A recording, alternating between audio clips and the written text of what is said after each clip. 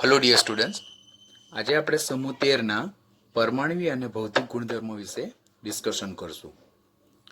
Point number 1, સમૂહ number 13ના પરમાણ્વીય અને ભૌતિક ગુણધર્મો જે છે તો તેમાં ઘણા બધા પ્રોપર્ટીમાં રેગ્યુલર ટ્રેન્ડ જોવા મળતો નથી. ઇરેગ્યુલર ટ્રેન્ડ જોવા મળે, માટે આપણે એ બધા જ ટ્રેન્ડને ચડતો ક્રમ, ઉતરતો ક્રમ, વધતો ક્રમ, ઓછો ક્રમ બધા જ ટ્રેન્ડ યાદ રાખવાના થાય. બિકોઝ કોમ્પિટિટિવની એક્ઝામ, નીટ બેઝ એક્ઝામમાં એમાંથી ઘણા બધા ક્વેશ્ચન પૂછાઈ ચૂક્યા છે અને પૂછાવાને લાયક છે. તો પોઈન્ટ નંબર 1 આપણે ડિસ્કશન કરશું, તે છે પરમાણ્વીય અને આયનીય ત્રિજ્યા. પરમાણ્વીય ત્રિજ્યા એટલે એટોમિક રેડિયસ અને આયનિક ત્રિજ્યા એટલે આયોનિક રેડિયસ. જ્યારે પણ આપણે પરમાણ્વીય અને ભૌતિક ગુણધર્મોનું ડિસ્કશન કરીએ ત્યારે હંમેશા આપણે આવર્તમાં ડાબીથી જમણી બાજુ તરફ જવાનો અને સમૂહમાં ઉપરથી નીચે તરફ જવાનો ટ્રેન્ડ જોવાનો થાય. પહેલું આપણે ડિસ્કશન કરશું આવર્તમાં ડાબીથી જમણી બાજુ તરફ જતા શું ફેરફાર થાય. સામાન્ય રીતે આપણને ખ્યાલ છે તેમ કોઈ પણ આવર્તમાં ડાબી બાજુથી જમણી બાજુ તરફ જઈએ તેમ જેમ જેમ પરમાણુ ક્રમાંક વધતો જાય તેમ તેમ કેન્દ્રમાં એક એક પ્રોટોનનો વધારો થતો જાય. નવો ઉમેરાતો ઇલેક્ટ્રોન સમાન કક્ષામાં ઉમેરાય અને ઝેડ ઇફેક્ટ વધતી જાય તેમ તેમ બાહ્યતમ કક્ષાના ઇલેક્ટ્રોનનું કેન્દ્ર પ્રત્યે આકર્ષણ વધતું જાય. માટે જેમ આપણે આવર્તમાં ડાબીથી જમણી બાજુ તરફ જઈએ છીએ તેમ તેમ પરમાણ્વીય ત્રિજ્યા ઘટવાનું વલણ ધરાવે છે. હવે આ સામાન્ય વર્તણૂક છે. સેમ વસ્તુ જો આપણે અહીંયા જોઈએ તો અહીંયા પણ કંઈક એવું જ જોવા મળે છે કે સમૂહ 2 થી સમૂહ 14 સુધીનું ડિસ્કશન કરેલું છે. બિકોઝ આપણે આ ચેપ્ટરમાં સમૂહ 13 અને સમૂહ 14 બંને જોવાના છે. તો સાથે સાથે આપણે સમૂહ 13 અને સમૂહ 14નું પણ થોડું થોડું ડિસ્કશન કરતા જોઈશું. જે કંઈ બાકી રહેશે તે આપણે સમૂહ 14માં જોઈ લેવાનું છે. તો સમૂહ 2 અને સમૂહ 13 એટલે કે આવર્તમાં ડાબીથી જમણી બાજુ તરફ જતા પરમાણ્વીય ત્રિજ્યા વધે છે કે ઘટે છે. તો અહીંયા જોવાનું, બેરેલિયમની પરમાણ્વીય ત્રિજ્યા એ બોરોનની પરમાણ્વીય ત્રિજ્યા કરતાં વધારે જોવા મળે છે. તો આ સામાન્ય વર્તણૂક થાય. માટે સમૂહ 2 કરતાં સમૂહ 13ની પરમાણ્વીય ત્રિજ્યા ઓછી છે અને સમૂહ 13 કરતાં સમૂહ 14ની પરમાણ્વીય ત્રિજ્યા ઓછી છે. ધેટ મીન્સ આપણને જ્યારે ક્વેશ્ચન પૂછવામાં આવશે ત્યારે સમૂહ 2, 13 અને 14 એવું નહીં આપેલું હોય. આપણને ક્વેશ્ચનમાં ડિફરન્ટ એલિમેન્ટ્સ આપેલા હશે કે જેમ કે બેરેલિયમ છે, બોરોન છે, કાર્બન છે, નાઇટ્રોજન છે, ઓક્સિજન છે. તેમને તેમની પરમાણ્વીય ત્રિજ્યાના ચડતા ઉતરતા ક્રમમાં ગોઠવો ઓર નીચેનામાંથી કયા તત્વની પરમાણ્વીય ત્રિજ્યા સૌથી વધારે હશે, સૌથી ઓછી હશે, એવા ક્વેશ્ચન પૂછાશે, જે આપણે ઓલરેડી પિરિયોડિસિટી ચેપ્ટરમાં જોઈ ગયેલા છે. આમ સમૂહ 2 કરતાં સમૂહ 13ની પરમાણ્વીય ત્રિજ્યા ઓછી છે અને સમૂહ 13 કરતાં સમૂહ 14ની પરમાણ્વીય ત્રિજ્યા ઓછી છે. આ થઈ ગઈ આવર્તની વાત.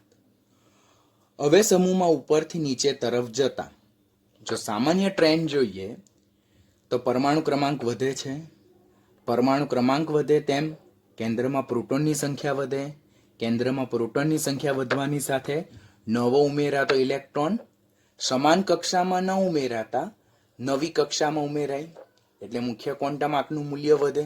મુખ્ય ક્વોન્ટમ આંકનું મૂલ્ય વધતું જાય તેમ તેમ બાહ્યતમ કક્ષાના ઇલેક્ટ્રોનનું કેન્દ્રથી અંતર વધતું જાય.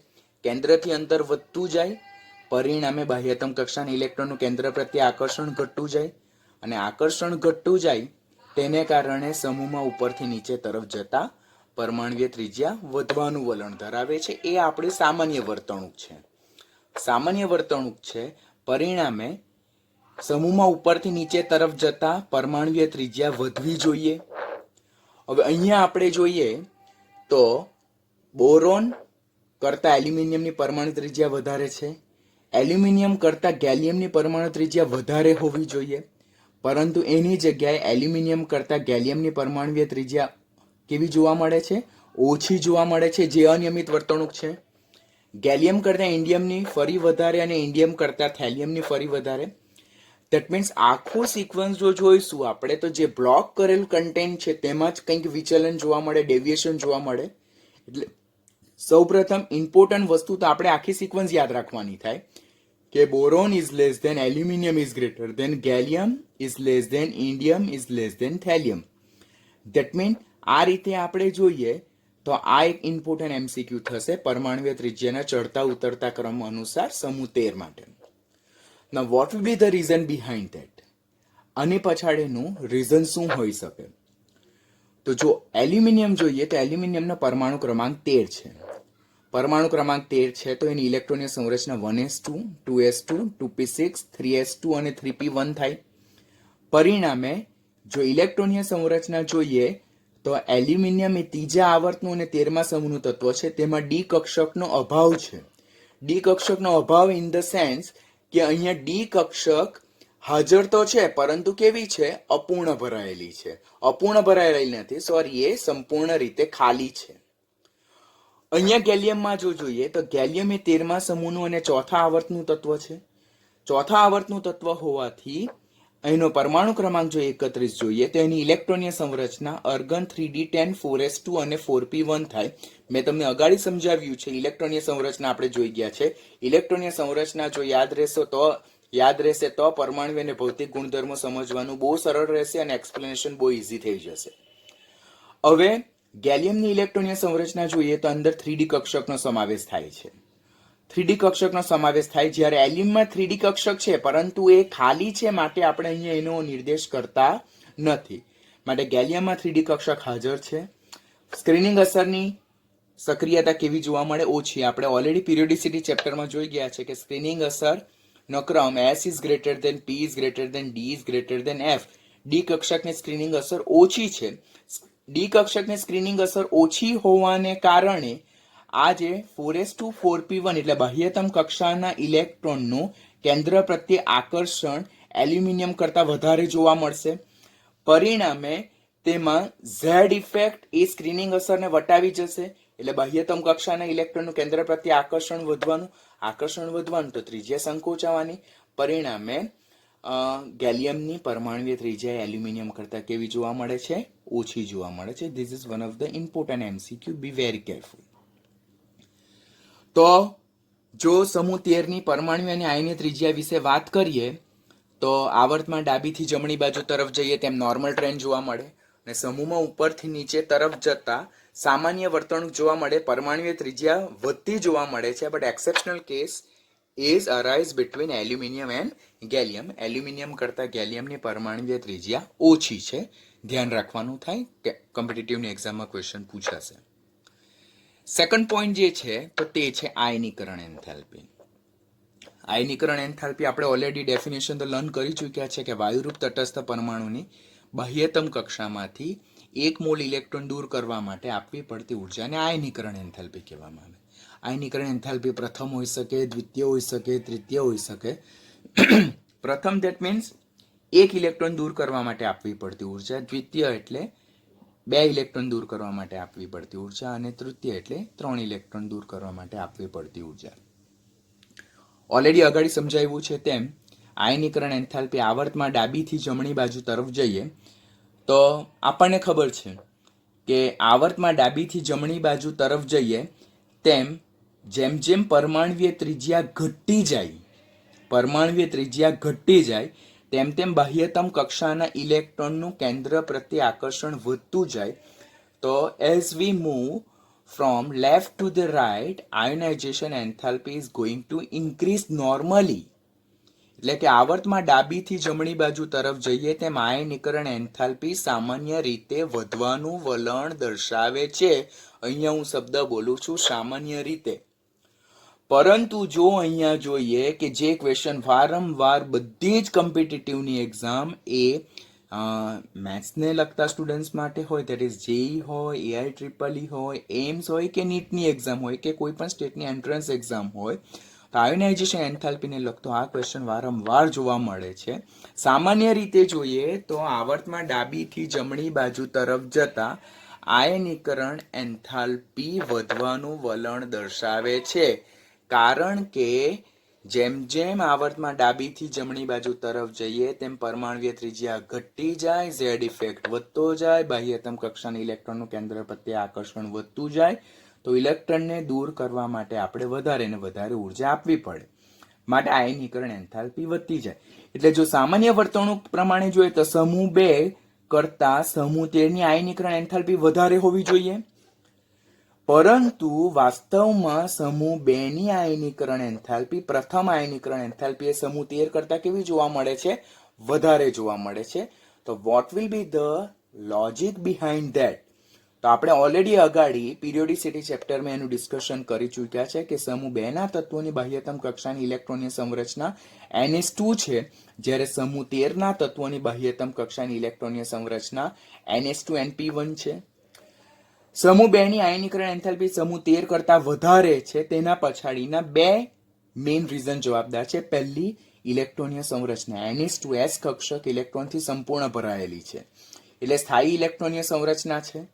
ઓલરેડી સ્થાયી ઇલેક્ટ્રોનીય સંરચનામાંથી ઇલેક્ટ્રોનને દૂર કરવા માટે આપણે વધારે ઉર્જા આપવી પડે, તો એક રીઝન વધારે આયનીકરણ એન્થાલ્પીનું હોઈ શકે. બીજું જોઈએ તો સમૂહ 13 ના તત્વો છે તેની બાહ્યતમ કક્ષાની ઇલેક્ટ્રોનીય સંરચના NH2NP1 છે, જે સ્થાયી ઇલેક્ટ્રોનીય સંરચના નથી, બીકોઝ અહીંયા પી કક્ષકમાં એક ઇલેક્ટ્રોન છે. હવે આ પી કક્ષકનો જો એક ઇલેક્ટ્રોન દૂર કરવામાં આવે તો આપણને NH2 ઇલેક્ટ્રોનીય સંરચના પ્રાપ્ત થાય. માટે એક ઇલેક્ટ્રોન દૂર કરવાથી સ્થાયી ઇલેક્ટ્રોનીય સંરચના પ્રાપ્ત થવાની વૃત્તિ છે. પરિણામે આમાંથી ઇલેક્ટ્રોન દૂર કરવાનો સરળ છે. કોની કમ્પેરિઝન? પ્રથમ ઇલેક્ટ્રોન દૂર કરવાનો સરળ છે કોની કમ્પેરિઝનમાં? સમૂહ 2 કરતા. એટલે અહીં આયનીકરણ એન્થાલ્પી ઓછી હોઈ શકે. ધ બીજો સિક્વન્સ કે S ઇલેક્ટ્રોન છે તે કેન્દ્રની વધારે નજીક છે. કેન્દ્રની વધારે નજીક હોવાથી તેનું કેન્દ્ર પ્રત્યે આકર્ષણ વધારે હશે, જ્યારે પી ઇલેક્ટ્રોન એ કેન્દ્રથી દૂર છે કોની કમ્પેરિઝનમાં? S ઇલેક્ટ્રોન કરતા, તો એનું કેન્દ્ર પ્રત્યે આકર્ષણ ઓછું હશે. તો પી ઇલેક્ટ્રોનને દૂર કરવાનો સરળ છે, જ્યારે S ઇલેક્ટ્રોનને દૂર કરવા માટે આના કરતા આપણે વધારે ઉર્જા આપવી પડશે. માટે સમૂહ 2 ના તત્વોની પ્રથમ આયનીકરણ એન્થાલ્પી સમૂહ 13 ના તત્વો કરતા હંમેશા વધારે જોવા મળે છે. ખાસ યાદ રાખવાનું, અહીંયા બેરેલિયમ અને બોરોનની આયનીકરણ એન્થાલ્પીને લગતો ક્વેશ્ચન પૂછાય છે, ખાસ કાળજી રાખવાની થાય. આ આવર્તનું ડિસ્કશન થઈ ગયું. સમૂહમાં ઉપરથી નીચે તરફ જઈએ તેમ જેમ જેમ પરમાણુય ત્રિજ્યા વધતી જાય તેમ તેમ બાહ્યતમ કક્ષાની ઇલેક્ટ્રોનનું કેન્દ્રથી અંતર વધતું જાય, કેન્દ્ર પ્રત્યે આકર્ષણ ઘટતું જાય, તો ઇલેક્ટ્રોનને દૂર કરવાનું સરળ બનતું જાય. તો આવર્ત સમૂહમાં ઉપરથી નીચે તરફ જતા આયનીકરણ એન્થાલ્પી સામાન્ય રીતે ઘટવાનું વલણ દર્શાવે છે, બરાબર? કારણ કે આયનીય ત્રિજ્યા એ ઇન્વર્સલી પ્રોપોર્શનલ ટુ પરમાણુ ત્રિજ્યા. પરંતુ સમૂહ 13 માં આયનીકરણ એન્થાલ્પીની સામાન્ય વર્તણૂક જોવા મળતી નથી. એટલે કે જોઈએ આપણે તો બોરોન કરતા એલ્યુમિનિયમની આયનીકરણ એન્થાલ્પી ઓછી છે, એલ્યુમિનિયમ કરતા ગેલિયમની આયનીકરણ એન્થાલ્પી વધારે છે, ગેલિયમ કરતા ઇન્ડિયમની ઓછી છે અને ઇન્ડિયમ કરતા થેલિયમની વધારે છે. તો ધેટ મીન્સ આ અનિયમિત વર્તણૂક થાય તે આપણને ઇઝીલી યાદ નહીં રહી શકે, કોમ્પિટિટિવમાં પૂછાય છે. પરિણામે આખી સિક્વન્સ તમારે યાદ રાખવાની થશે. હવે બોરોનથી એલ્યુમિનિયમ અને ગેલિયમ અને ઇન્ડિયમની આયનીકરણ એન્થાલ્પીનો જે સિક્વન્સ છે તે તમે ડાયરેક્ટ પરમાણુય ત્રિજ્યાના બેઝ પર સમજાવી શકો છો. અહીંયા જોવાનું, બોરોન અને એલ્યુમિનિયમમાં બોરોનની પરમાણુય ત્રિજ્યા કેવી છે? ઓછી છે. તો બોરોનની પરમાણુ ત્રિજ્યા ઓછી છે, તેની આયનીકરણ એન્થાલ્પી વધારે છે. એલ્યુમિનિયમની પરમાણુય ત્રિજ્યા વધારે છે, તો એની આયનીકરણ એન્થાલ્પી ઓછી છે. ગેલિયમની પરમાણુ ત્રિજ્યા ઓછી છે, તો ગેલિયમની આયનીકરણ એન્થાલ્પી વધારે છે. ઇન્ડિયમની પરમાણુ ત્રિજ્યા વધારે છે, તો ઇન્ડિયમની આયનીકરણ એન્થાલ્પી ઓછી છે. ધેટ મીન્સ તમને પરમાણુ ત્રિજ્યાનો ક્રમ જો યાદ રહી જાય તો બોરોન, એલ્યુમિનિયમ, ગેલિયમ અને ઇન્ડિયમની આયનીકરણ એન્થાલ્પી તો તમને ઇઝીલી યાદ રહી જશે. પરંતુ અહીંયા એક્સેપ્શનલ બિહેવિયર શેમાં જોવા મળે છે? ઇન્ડિયમ અને થેલિયમમાં. કે અહીંયા ઇન્ડિયમ કરતા થેલિયમની પરમાણુય ત્રિજ્યા વધારે હોવા છતાં પણ ઇન્ડિયમ કરતા થેલિયમની આયનીકરણ એન્થાલ્પી આપણને વધારે જોવા મળે છે. તો એનું રીઝન શું છે? તો ઇલેક્ટ્રોનીય સંરચના. Again we are coming towards the electronic configuration. એટલા માટે મેં તમને સ્ટાર્ટિંગમાં કીધું છે કે ઇલેક્ટ્રોનિક કન્ફિગ્યુરેશનને તમે ખૂબ ધ્યાનથી યાદ રાખવાનો પ્રયત્ન કરજો. કે ઇન્ડિયમ છે જેનો પરમાણુ ક્રમાંક 49 છે, તેની ઇલેક્ટ્રોનીય સંરચના ક્રિપ્ટોન 4d10 5s2 5p1 છે. એટલે S અને P ઇલેક્ટ્રોનિક કન્ફિગ્યુરેશન સિવાય એની પાસે D કક્ષક છે જેમાં 10 ઇલેક્ટ્રોન ભરાયેલા છે. જ્યારે અહીંયા થેલિયમ જેનો પરમાણુ ક્રમાંક 81 છે, તો xenon 4f14 5d10 6s2 6p1, એટલે અહીંયા 6s2 6p1 સિવાય એની પાસે D અને F બંને કક્ષકો છે. અહીંયા 4d ની સાપેક્ષમાં અહીંયા 4f નવી છે, એટલે આની પાસે બી ડી કક્ષક છે, આની પાસે બી ડી કક્ષક છે, પણ આની પાસે એડિશનલી કઈ છે? એફ કક્ષક છે. આપણે ઓલરેડી અહીંયા ભણી ચૂક્યા છે કે એસ, પી, ડી અને એફ, તો તેમાં ડી અને એફની સ્ક્રીનિંગ અસર કેવી છે? ઓછી છે.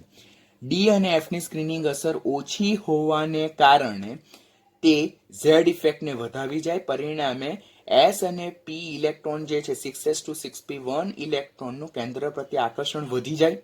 કેન્દ્ર પ્રત્યે આકર્ષણ વધી જાય, પરિણામે એ ઇલેક્ટ્રોનને દૂર કરવા માટે આપણે વધારે ઉર્જા આપવી પડે.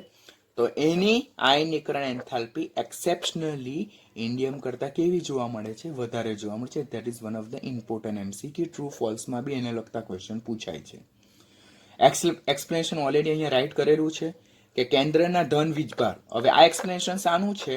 થેલિયમ વિશેનું મેન્શન કરેલું છે કે કેન્દ્રના ધન વીજભારમાં થતો વધારો સ્ક્રીનિંગ અસરની સક્રિયતામાં થતા ઘટાડાને વટાવી જાય છે, પરિણામે બાહ્યતમ કક્ષાના ઇલેક્ટ્રોનનું કેન્દ્ર પ્રત્યે આકર્ષણ વધે, માટે પ્રથમ આયનીકરણ એન્થાલ્પી વધારે છે. કોની?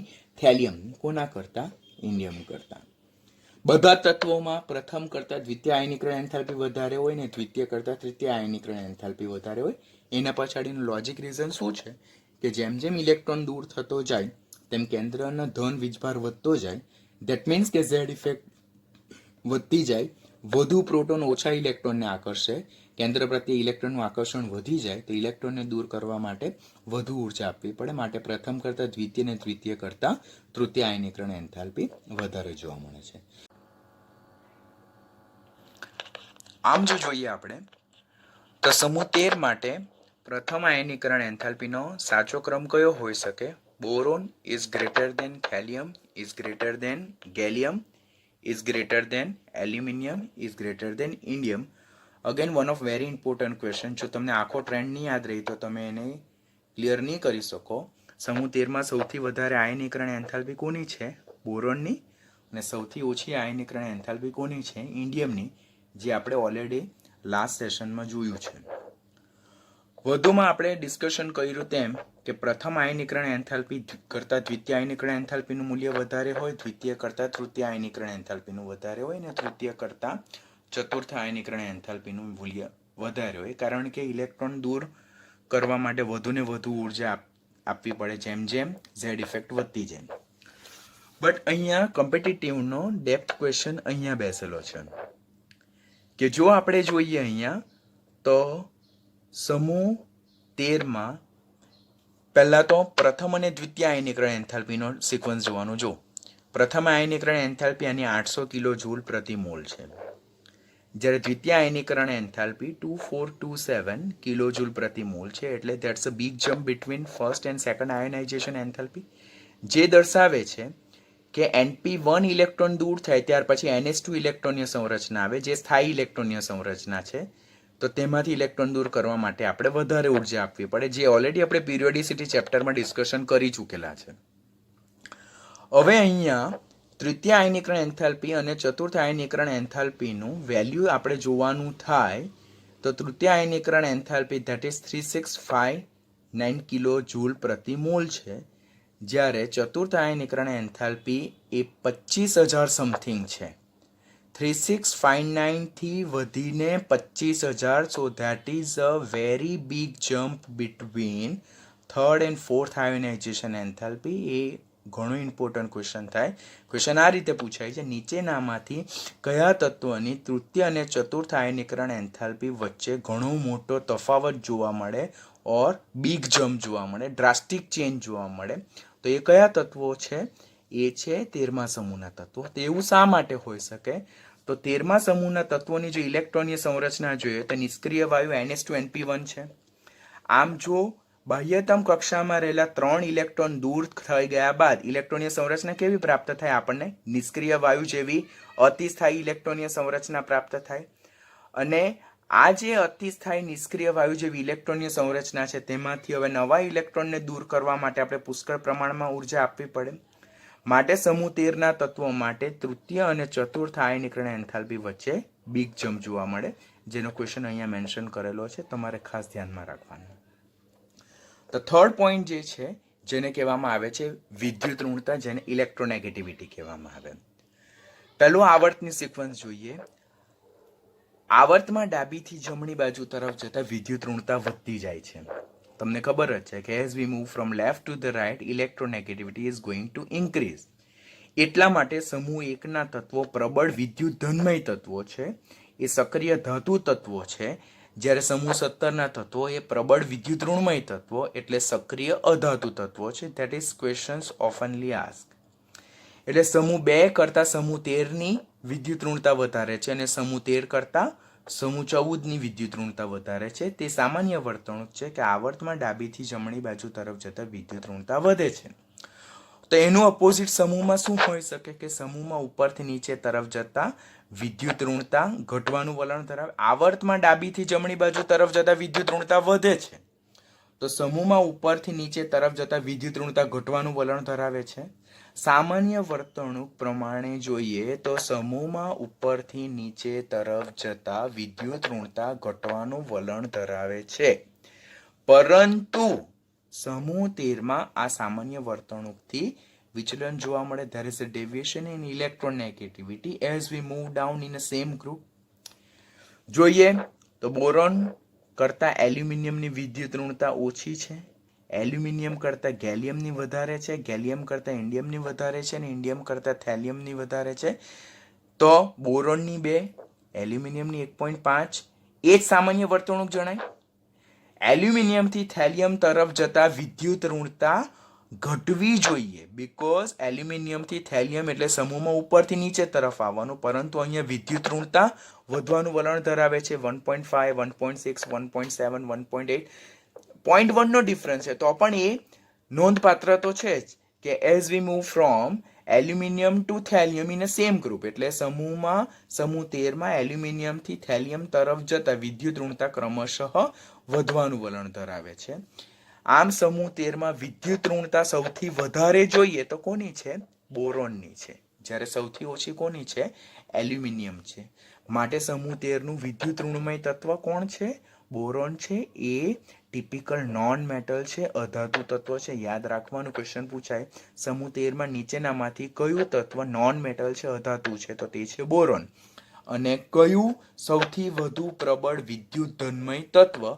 તો તે કોણ છે? એલ્યુમિનિયમ. બીકોઝ ધાત્વીય સ્વભાવ, વિદ્યુત ધનમય લાક્ષણિકતા, electropositive characteristic is inversely proportional to electronegativity. એ વિદ્યુત ઋણતાના વ્યસ્ત પ્રમાણમાં. એલ્યુમિનિયમની વિદ્યુત ઋણતા સૌથી ઓછી છે એટલે એનો વિદ્યુત ધનમય સ્વભાવ સૌથી વધારે છે. બોરોનની વિદ્યુત ઋણતા સૌથી વધારે છે એટલે એનો વિદ્યુત ધનમય ધાત્વીય સ્વભાવ, ઇલેક્ટ્રોપોઝિટિવ કેરેક્ટરિસ્ટિક સૌથી ઓછું, માટે બોરોન ટિપિકલ નોન મેટલ જેવી લાક્ષણિકતા ધરાવે છે. આમ વિદ્યુત ઋણતાનો જો સાચો ક્રમ જોઈએ તે બી ક્વેશ્ચન નીટમાં પૂછાઈ શકે એવો છે કે સૌથી વધારે બોરોન, ત્યાર પછી થેલિયમ, ત્યાર પછી ઇન્ડિયમ, ત્યાર પછી ગેલિયમ અને લાસ્ટમાં આવશે એલ્યુમિનિયમ. એટલે boron is greater than thallium is greater than indium is greater than gallium is greater than aluminium. માટે સૌથી વધુ પ્રબળ વિદ્યુત ઋણમય તત્વ और સૌથી ઓછું વિદ્યુત ધનમય તત્વ કયું હશે? બોરોન હશે. જ્યારે સૌથી વધુ ધાત્વીય લાક્ષણિકતા અને પ્રબળ વિદ્યુત ધનમય લાક્ષણિકતા ધરાવતું તત્વ કયું હશે? એલ્યુમિનિયમ હશે. હવે બોરોનથી એલ્યુમિનિયમ તરફ જતા વિદ્યુત ઋણતા ઘટવાનું વલણ ધરાવે છે. તે આપણી સામાન્ય વર્તણૂક છે. પરમાણુ કેન્દ્ર કદમાં નોંધપાત્ર વધારો થાય અને વિદ્યુત ઋણતા એ પરમાણુય કદના વ્યસ્ત, એ પીરિયોડિસિટી ચેપ્ટરમાં આપણે ઓલરેડી લર્ન કરી ચૂક્યા છે. માટે વિદ્યુત ઋણતા ઘટે છે, જે સામાન્ય વર્તણૂક છે કે જેમ સમૂહમાં ઉપરથી નીચે તરફ જાય તેમ વિદ્યુત ઋણતા ઘટવી જોઈએ. એટલે બોરોનથી એલ્યુમિનિયમ તરફ જતા વિદ્યુત ઋણતા તો સામાન્ય રીતે ઘટે જ છે, પરંતુ એલ્યુમિનિયમથી ગેલિયમ તરફ જઈએ તેમ વિદ્યુત ઋણતા ક્રમશઃ વધવાનું વલણ ધરાવે છે. That is not the regular behaviour. એ સામાન્ય વર્તણૂક નથી. એ સામાન્ય વર્તણૂકથી શું દર્શાવે છે? વિચલન દર્શાવે છે. એના માટેનું રીઝન શું છે કે સમૂહમાં ઉપરથી નીચે તરફ જઈએ તેમ જેમ જેમ પરમાણુ ક્રમાંક વધતો જાય તેમ તેમ નવી ને નવી કક્ષકોનો ઉમેરો થતો જાય.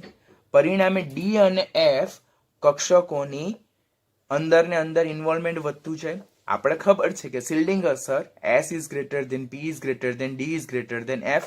પરિણામે ડી અને એફ કક્ષકોની પુઅર શિલ્ડિંગ ઇફેક્ટને કારણે Z ઇફેક્ટ વધતી જાય. બાહ્યતમ કક્ષાના ઇલેક્ટ્રોનનું કેન્દ્ર તરફ આકર્ષણ વધતું જાય. આમ એલ્યુમિનિયમ થી ગેલિયમ તરફ જઈએ તેમ પુઅર શિલ્ડિંગ ઇફેક્ટને કારણે વિદ્યુત ઋણતા શું થાય છે? વધવાનું વલણ દર્શાવે છે. હંમેશા યાદ રાખવાનું કે નીટની એક્ઝામમાં ખાલી ટ્રેન્ડ નથી પૂછાતો. There are many questions which are base upon the reason also. Assertion અને રીઝનિંગના જે ક્વેશ્ચન હોય છે, આપણે જેને સેક્શન બી એટલે આપણે A to Z માંથી section A, section B, section C, section D જે હોય, તો તેમાં સેક્શન બી જે છે, જે એસર્શન અને રીઝનિંગના ક્વેશ્ચન જે છે, તો નીટમાં ઘણા બધા ક્વેશ્ચન એવા હોય કે જે એસર્શન અને રીઝનિંગના બેઝ હોય, અને there are many students which are having more difficulty in assertion and reasoning only because they actually don't know the reason behind that. તો આપણે એનું રીઝન પણ યાદ રાખવાનું અને સાચો ક્રમ પણ યાદ રાખવાનું, જેને કહેવામાં આવે છે વિદ્યુત ઋણતા. The next point, વિદ્યુતધનમય સ્વભાવ, ઇલેક્ટ્રોપોઝિટિવ કેરેક્ટરિસ્ટિક, ધાત્વીય ગુણધર્મ, મેટાલિક પ્રોપર્ટી, મેટાલિક કેરેક્ટરિસ્ટિક, અને રિડક્શન કરતા સ્વભાવ એટલે રિડ્યુસિંગ પ્રોપર્ટી ઓર રિડ્યુસિંગ એજન્ટ કેરેક્ટરિસ્ટિક. સૌપ્રથમ આપણે વાત કરીએ છીએ તેમ આવર્તમાં ડાબીથી જમણી બાજુ તરફ જતા આ જે 3 ગુણધર્મો છે તેમાં શું ફેરફાર થાય. તો અત્યારે લાસ્ટ લેક્ચરમાં આપણે લર્ન કર્યું તેમ આવર્તમાં ડાબીથી જમણી બાજુ તરફ જતા વિદ્યુત ઋણતા વધે છે. વિદ્યુત ઋણતા વધે છે એટલે કે સમૂહ 1ના તત્વો સક્રિય ધાતુ તત્વો અને સમૂહ 17ના તત્વો સક્રિય અધાતુ તત્વો છે. તો અહીંયા નોટ કરવા જેવું છે, સમૂહ 1ના તત્વો સક્રિય ધાતુ તત્વો છે એટલે એમની વિદ્યુત ધનમય લાક્ષણિકતા સૌથી વધારે છે, ધાત્વીય સ્વભાવ સૌથી વધારે છે, ઇલેક્ટ્રોન દૂર કરવાની, ધનાયન બનાવવાની વૃત્તિ વધારે છે એટલે રિડક્શન કરતા સ્વભાવ વધારે છે. તો સમૂહ 1ના તત્વો પ્રબળ રિડક્શન કરતા સ્વભાવ અને પ્રબળ સક્રિય ધાતુ તત્વો છે. એટલે કે એમની વિદ્યુત ઋણતા સૌથી ઓછી છે. એની કમ્પેરિઝનમાં સમૂહ 17ના તત્વો જે સક્રિય અધાતુ તત્વો છે તેમની વિદ્યુત ઋણતા વધારે છે, ઋણ આયન બનાવવાની વૃત્તિ વધારે છે.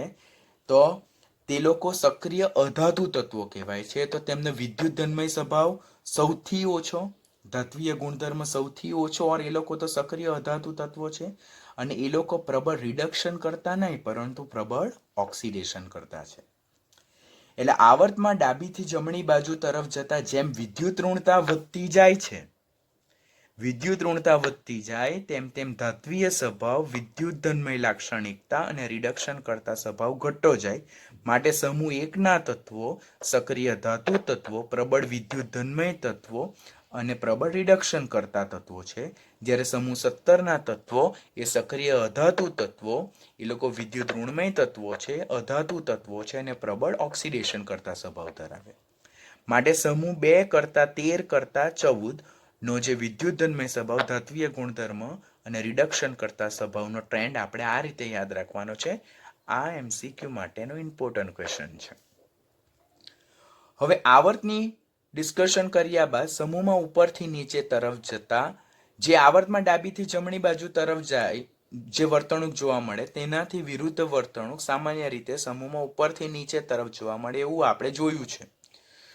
તો આવર્તમાં ડાબીથી જમણી બાજુ તરફ જઈએ તેમ ધાતુ ગુણધર્મ ઘટે, અધાતુ ગુણધર્મ વધે, વિદ્યુત ધનમય લાક્ષણિકતા ઘટે, વિદ્યુત ઋણમય લાક્ષણિકતા વધે, રિડક્શન કરતા સ્વભાવ ઘટે અને ઓક્સિડેશન કરતા સ્વભાવ વધે. તો સમૂહમાં ઉપરથી નીચે તરફ જતા જેમ જેમ પરમાણ્વીય ત્રિજ્યા વધતી જાય તેમ તેમ બાહ્યતમ કક્ષાના ઇલેક્ટ્રોનનું કેન્દ્રથી અંતર વધતું જાય. કેન્દ્રથી અંતર વધતું જાય તો કેન્દ્ર પ્રત્યે આકર્ષણ ઘટતું જાય. પરિણામે ઇલેક્ટ્રોન સરળતાથી દૂર થાય અને ધન આયન સરળતાથી બને. તો વિદ્યુત ધનમય સ્વભાવ વધતો જાય, ધાત્વીય ગુણધર્મો વધતો જાય અને રિડક્શન કરતા સ્વભાવ વધતો જાય. સામાન્ય રીતે સમૂહમાં ઉપરથી નીચે તરફ જતા શું જોવા મળે?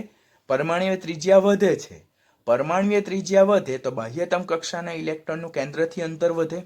કેન્દ્રથી અંતર વધે તો કેન્દ્ર પ્રત્યે આકર્ષણ ઘટે, તો ઇલેક્ટ્રોન સરળતાથી દૂર થાય. ઇલેક્ટ્રોન સરળતાથી દૂર થાય તો ધન આયન સરળતાથી બને. પરિણામે વિદ્યુત ધનમય સ્વભાવ વધતો જાય. હવે વિદ્યુત ધનમય સ્વભાવ અને ધાત્વીય ગુણધર્મ બંને એકબીજાના સમપ્રમાણમાં છે. તો જેમ વિદ્યુત ધનમય સ્વભાવ વધતો જાય તેમ ધાત્વીય ગુણધર્મ વધતો જાય. બીકોઝ ધાત્વીય ગુણધર્મ એટલે જ ઇલેક્ટ્રોન ગુમાવીને ધન આયન બનાવવાની વૃત્તિ. અને પરિણામે રિડક્શન કરતા સ્વભાવ બી વધતો જાય, બીકોઝ રિડક્શન કરતા સ્વભાવ એટલે ઓક્સિડેશન પામવાની વૃત્તિ, અને ઇલેક્ટ્રોનના સંદર્ભમાં ઇલેક્ટ્રોન ગુમાવવું એટલે ઓક્સિડેશન પામવું. તો સમૂહમાં ઉપરથી નીચે તરફ જતા ઇલેક્ટ્રોન ગુમાવવાનું સરળ બનતું જાય, તો ઓક્સિડેશન પામવાની વૃત્તિ વધતી જાય, તો રિડક્શન કરતા સ્વભાવ સામાન્ય રીતે વધવો જોઈએ. એટલે સમૂહમાં ઉપરથી નીચે તરફ જતા સામાન્ય રીતે વિદ્યુતધન્મય સ્વભાવ, ધાત્વીય ગુણધર્મ અને રિડક્શન કરતા સ્વભાવ વધે છે. સામાન્ય રીતે આપણે શબ્દ બોલીએ છીએ, પરંતુ સમૂહમાં ઉપરથી નીચે તરફ જતા આ વર્તણૂકમાં શું જોવા મળે છે? આપણને વિચલન જોવા મળે છે. જ્યાં વિચલન આવે, જ્યાં ડેવિએશન આવે, જ્યાં ઇરેગ્યુલર ટ્રેન્ડ આવે, અનિયમિત વર્તણૂક આવે, તો ત્યાં કોમ્પિટિટિવનો ક્વેશ્ચન જનરેટ થાય. ખાસ કાળજી રાખવાની. સમૂહનું પ્રથમ તત્વ બોરોન અધાતુ તત્વ છે. સમૂહના અન્ય તત્વો ધાતુ તત્વો છે. કાળજી રાખવાની. સમૂહ 13માં એકમાત્ર બોરોન તત્વ અધાતુ તત્વ છે, જ્યારે સમૂહના અન્ય તત્વો ધાતુ તત્વો છે. બોરોનનું જ વિદ્યુતધન્મય લાક્ષણિકતા એલ્યુમિનિયમ કરતાં ઓછી છે. એલ્યુમિનિયમની વિદ્યુતધન્મય લાક્ષણિકતા ગેલિયમ કરતાં વધારે છે. અને ગેલિયમથી થેલિયમ તરફ જઈએ તેમ વિદ્યુતધન્મય લાક્ષણિકતા ક્રમશઃ શું થતી જાય? ઘટતી જાય. આમ જોઈએ તો સમૂહમાં સૌથી ઓછી વિદ્યુતધન્મય લાક્ષણિકતા કોની છે? બોરોનની છે. અને સૌથી વધારે વિદ્યુતધન્મય લાક્ષણિકતા કોની છે? એલ્યુમિનિયમની છે. એ ક્વેશ્ચન પૂછાય કે સમૂહ 13માં સૌથી વધુ વિદ્યુતધન્મય લાક્ષણિકતા ધરાવતું તત્વ કયું? એલ્યુમિનિયમ. આપણે કન્સેપ્ટ પ્રમાણે વિચારીએ તો આપણને થેલિયમ લાગશે, પરંતુ વાસ્તવમાં થેલિયમ આવતું નથી. કયું આવશે? એલ્યુમિનિયમ આવશે. And as we move down from aluminium to thallium, ધાત્વીય સ્વભાવ ક્રમશઃ કેવો થતો જાય? ઘટતો જાય. એટલે શોર્ટ એન્ડ સિમ્પલ યાદ રાખવાનું આપણે, બોરોનથી એલ્યુમિનિયમ તરફ જતા વિદ્યુતધન્મય લાક્ષણિકતા ધાત્વીય સ્વભાવ વધતો જાય, જ્યારે એલ્યુમિનિયમથી થેલિયમ તરફ જતા વિદ્યુતધન્મય લાક્ષણિકતા ધાત્વીય સ્વભાવ ક્રમશઃ ઘટતું જાય. માટે બોરોન સૌથી ઓછો વિદ્યુતધન્મય સ્વભાવ ધરાવતું અધાતુ તત્વ, it's a typical non metal, જ્યારે એલ્યુમિનિયમ એ સૌથી વધુ વિદ્યુતધન્મય લાક્ષણિકતા ધરાવતું સક્રિય ધાતુ તત્વ. એટલા માટે જ્યારે આપણે રેડોક્સ ચેપ્ટર જોયું તેમાં એલ્યુમિનિયમનું ઓક્સિડેશન આંક હંમેશા આપણે +3 જોતા હતા. હવે vote will be the reason behind that? શા માટે બોરોનની વિદ્યુતધન્મય લાક્ષણિકતા સૌથી ઓછી છે, ઓર એ શા માટે અધાતુ લાક્ષણિકતા સૌથી વધારે ધરાવે છે? તો સમૂહમાં સમૂહનું બોરોન પ્રથમ તત્વ છે. પ્રથમ તત્વ છે એટલે એની પરમાણુ ત્રિજ્યા સૌથી ઓછી છે. તો તેમાં બાહ્યતમ કક્ષાના ઇલેક્ટ્રોનનું કેન્દ્ર પ્રત્યે આકર્ષણ વધારે છે. પરિણામે બોરોનની પ્રથમ, દ્વિતીય અને તૃતીય આયનીકરણ એન્થાલ્પીનો સરવાળો સૌથી વધારે છે. સૌથી વધારે હોવાથી તેની ઇલેક્ટ્રોન ગુમાવવાની વૃત્તિ સૌથી ઓછી છે. માટે એમાં M+3 આયન સરળતાથી બની શકતું નથી. પરિણામે એનો વિદ્યુતધન્મય સ્વભાવ સૌથી ઓછો છે. એટલે કે એ વિદ્યુત ઋણમય સ્વભાવ ધરાવતું તત્વ છે, એટલે કે એ સક્રિય અધાતુ તત્વ છે, એટલે કે it's a typical non metal, અને it's a poor conductor of electricity. Boron વિદ્યુતનું સારું વાહક નથી. બીજી વસ્તુ જોવાનું કે બોરોન અધાતુ તત્વ છે. હવે વળી બોરોનથી એલ્યુમિનિયમ તરફ જતા ધાત્વીય સ્વભાવ ક્રમશઃ વધતો જાય, વિદ્યુતધન્મય લાક્ષણિકતા વધતી જાય. તો what will be the reason behind? બોરોનથી એલ્યુમિનિયમ તરફ જતા પ્રથમ, દ્વિતીય અને તૃતીય આયનીકરણ એન્થાલ્પીનો સરવાળો ક્રમશઃ ઘટતો જાય. જેમ ટોટલ એન્થાલ્પીનો સરવાળો ઘટતો જાય તેમ ઇલેક્ટ્રોન દૂર કરવાની સરળતા વધતી જાય, અને ઇલેક્ટ્રોન દૂર કરવાની સરળતા વધતી જાય, પરિણામે ઇલેક્ટ્રોન ગુમાવવાની વૃત્તિ સૌથી વધુ થઈ જાય. શેમાં? એલ્યુમિનિયમમાં.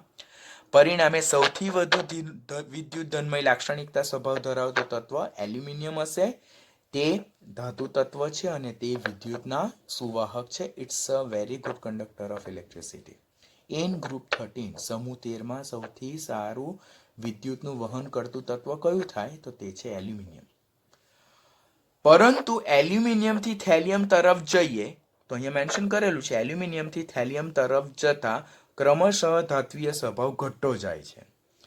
તો એના પછાડીનું લોજિક રીઝન આપણે વિદ્યુત ધ્રુવ પોટેન્શિયલ ઓર રિડક્શન પોટેન્શિયલને આધારે સમજાવી શકીએ. અહીંયા એક સમીકરણ રાઇટ કરેલું છે, M+3 ઇલેક્ટ્રોન ગીવ્સ M. અહીંયા 3 ઇલેક્ટ્રોન ગેઇન થાય છે, તો ઇટ્સ અ રિડક્શન પ્રોસેસ. ને રિડક્શન પ્રોસેસ હોય તો ત્યારે વિદ્યુત ધ્રુવ પોટેન્શિયલને આપણે રીપો બોલીએ છીએ, રિડક્શન પોટેન્શિયલ બોલીએ છીએ, E0 રિડક્શન કહીએ છીએ. એલ્યુમિનિયમથી થેલિયમ તરફ જઈએ તો રિડક્શન પોટેન્શિયલને વેલ્યુ તમે નહીં યાદ રાખશો તો ચાલશે, પરંતુ એલ્યુમિનિયમથી થેલિયમ તરફ જઈએ તેમ રિડક્શન પોટેન્શિયલના વેલ્યુ ક્રમશઃ વધતા જાય છે. જો અહીંયા -1.66, -0.56, -0.34 એન્ડ +1.26. એટલે as we move from aluminium to thallium reduction પોટેન્શિયલના વેલ્યુ વધતા જાય છે. રિડક્શન પોટેન્શિયલના વેલ્યુ વધતા જાય ધેટ મીન્સ રિડક્શન પામવાની વૃત્તિ વધતી જાય. રિડક્શન પામવાની વૃત્તિ વધતી જાય ધેટ મીન્સ ઓક્સિડેશન પામવાની વૃત્તિ ઘટતી જાય. ઓક્સિડેશન પામવાની વૃત્તિ ઘટતી જાય એટલે કે ઇલેક્ટ્રોન ગુમાવવાની વૃત્તિ ઘટતી જાય. ઇલેક્ટ્રોન ગુમાવવાની વૃત્તિ ઘટતી જાય એટલે કે રિડક્શન કરતા સ્વભાવ ઘટતો જાય. હવે ઇલેક્ટ્રોન ગુમાવીને ધન આયન બનાવવાની સરળતા ઘટતી જાય, પરિણામે વિદ્યુત ધનમય લાક્ષણિકતા અને ધાત્વીય સ્વભાવ ક્રમશઃ કેવો થતો જાય છે? ઘટતો જાય છે. આમ એલ્યુમિનિયમથી થેલિયમ તરફ જઈએ તેમ તેમ જેમ જેમ રિડક્શન પોટેન્શિયલના વેલ્યુ વધતા જાય તેમ તેમ રિડક્શન કરતા સ્વભાવ, ધાત્વીય ગુણધર્મ અને વિદ્યુત ધનમય સ્વભાવ ક્રમશઃ ઘટે છે. એના માટે આપણે યાદ રાખવાનું, ધાત્વીય ગુણધર્મો રિડક્શન કરતા સ્વભાવ એ ડાયરેક્ટલી પ્રપોઝનલ ટુ વિદ્યુત ધનમય સ્વભાવ, directly proportional to oxidation potential and inversely proportional to reduction potential. આપણે અત્યારે જોયું, ફરીથી ડિસ્કશન કરીએ તો એલ્યુમિનિયમથી થેલિયમ તરફ શું વધતું જાય છે? રિડક્શન પોટેન્શિયલ વધતા જાય છે. રિડક્શન પોટેન્શિયલ વધતા જાય એટલે ઓક્સિડેશન પોટેન્શિયલ ઘટતા જાય. ઓક્સિડેશન પોટેન્શિયલ ઘટતા જાય એટલે ઇલેક્ટ્રોન ગુમાવીને ધન આયન બનાવવાની વૃત્તિ ઘટતી જાય એટલે વિદ્યુત ધનમય લાક્ષણિકતા ઘટતી જાય. વિદ્યુત ધનમય લાક્ષણિકતા ઘટતી જાય તો ધાત્વીય ગુણધર્મ અને રિડક્શન કરતા સ્વભાવ ક્રમશઃ ઘટતા જાય છે. આમ એલ્યુમિનિયમથી થેલિયમ તરફ જતા રીપો વધે છે. રીપો એટલે રિડક્શન પોટેન્શિયલ એટલે કે રિડક્શન પામવાની વૃત્તિ વધે છે. ઓપો ઘટે છે એટલે ઓક્સિડેશન પોટેન્શિયલ ઘટે એટલે કે ઓક્સિડેશન પામવાની વૃત્તિ ઘટે. પરિણામે વિદ્યુત ધનમય સ્વભાવ, રિડક્શન કરતા સ્વભાવ અને ધાત્વીય સ્વભાવ ક્રમશઃ શું થતા જાય? ઘટતા જાય. માટે સમૂહ 13 નું પ્રથમ તત્વ બોરોન એ સૌથી વધુ અધાતુ લાક્ષણિકતા ધરાવતું તત્વ. એલ્યુમિનિયમ એ સૌથી ઓછી ધાત્વીય લાક્ષણિકતા ધરાવતું તત્વ છે.